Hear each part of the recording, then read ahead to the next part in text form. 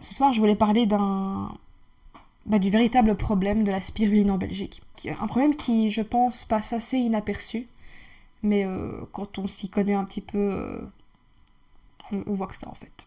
Le souci est très simple en fait, il y a très peu de bonnes spirulines disponibles ici en Belgique, pour plusieurs raisons. Tout simplement parce que déjà, il n'y a aucun producteur, il n'y a pas encore de producteur de ferme à spiruline en Belgique. La toute première va ouvrir du côté d'Arlon, mais elle n'est pas encore vraiment lancée. Comme beaucoup de gens, je crois, mon parcours avec la spiruline n'a pas été tout rose, n'a pas été tout lisse. Parce que j'ai commencé avec, je pense, une des pires. J'ai commencé avec une spiruline qui avait un goût tout à fait horrible. Je vais pas citer de marque, parce que je pense pas que je puisse, et j'ai pas envie de rabaisser qui que ce soit. Pour vous dire, c'est une spiruline bio, que j'ai achetée dans un magasin bio, forcément. Et à l'époque, il n'y avait pas grand chose. Ça remonte, hein. J'étais assez jeune, je pense que j'ai goûté la spiruline, je devais avoir 16 ans, 16-18 ans. Je la mélangeais dans des smoothies et j'en mettais un tout petit peu. Et malgré tout, je sentais encore le goût. Donc je mettais je mettais des légumes, des fruits, j'essayais que ça masque le goût, mais je pouvais pas trop en mettre parce que le goût était tellement fort que mais qu'en fait c'était vraiment pas bon. C'était des smoothies un peu dégoûtants. Elle avait une odeur de peu d'algues pourries quoi, tout simplement. Et mon corps aussi n'acceptait vraiment pas cette spiruline. Je sentais très bien que ça me faisait pas du bien. Et donc durant des années, j'ai un peu laissé de côté la spiruline. En fait, j'ai complètement oublié la spiruline, je crois. Peut-être comme vous le savez, j'ai été visiter des fermes en France, j'ai été goûter, j'ai été produire un petit peu avec eux. Et puis petit à petit, je me suis réinvestie, on va dire. Je me suis à nouveau intéressée à la spiruline et c'est là que j'ai creusé et que je me suis rendu compte qu'en fait, on a vraiment une image mais totalement biaisée de la spiruline. En tout cas en Belgique. Ok, en France, ils en font de la bonne. Ils en font de la bonne. Ok, en France, ils font de la bonne qualité, mais la France est d'ailleurs le premier pays producteur en Europe de spiruline. Malgré que ce soit le premier pays producteur en Europe, ça représente que 2% de la production mondiale. La grande majorité vient d'Asie, et plus précisément de Chine. Et là, en fait, ces conditions de culture sont vraiment pas top. Elles sont optimales pour ce qui est de la rentabilité, ça oui. Mais du respect de la spiruline, du respect du séchage de la spiruline, ça c'est en dessous de tout en fait. Assez vite, je pense que je vais faire une autre vidéo pour vous expliquer le vrai souci de la spiruline industrielle. Parce que ça a beau être vert, ça n'a vraiment plus rien à voir avec la spiruline. En gros, pour vous teaser, elle va être séchée à très très haute température, elle va être brûlée, en fait tout simplement, donc elle perd une grosse partie de ses nutriments, elle va s'oxyder beaucoup plus vite. Je vais pas le développer ici parce que je pense que ça mérite d'être le sujet d'une autre vidéo. Quand je parle de spiruline, je dirais que 50% ne la connaissent pas. Et la grande majorité de ceux qui la connaissent me disent que c'est pas top, que c'est connu comme étant un super aliment, mais que franchement, gustativement, c'est pas top. Je suis arrivée à un moment où je me suis dit qu'il fallait plus de concret.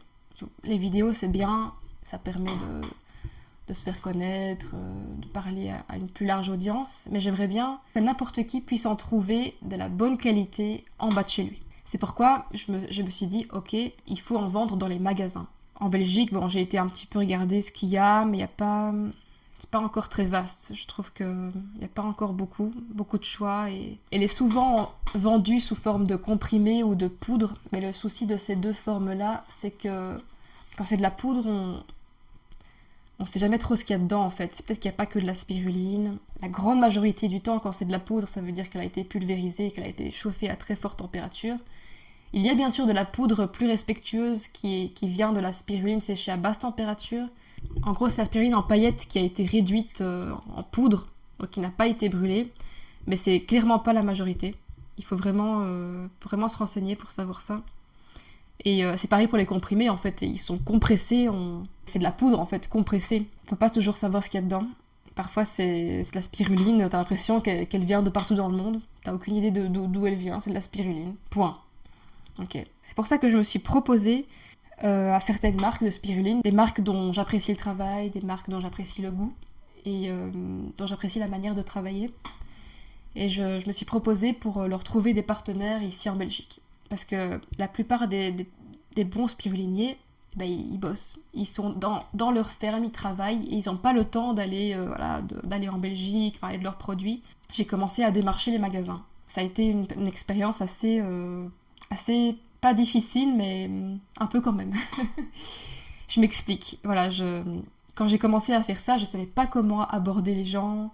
Je savais pas si je devais aller directement dans le vif du sujet. J'avais peur de brusquer les gens. Voilà, j'ai fait semblant d'être un peu intéressée. Enfin, pas semblant, donc je regardais un petit peu. Je demandais, tiens, est-ce que vous avez de la spiruline ?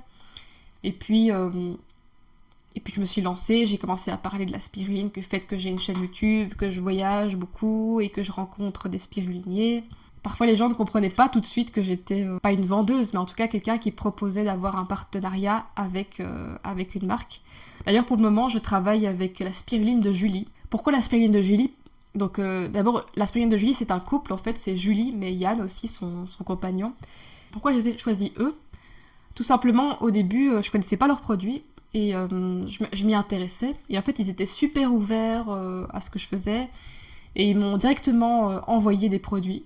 Donc j'ai pu les tester, j'ai pu les faire goûter à d'autres personnes. Et j'ai même certaines personnes qui m'ont dit que c'était leur spiruline préférée. Des gens qui ont comme moi goûté des spirulines de bonne qualité.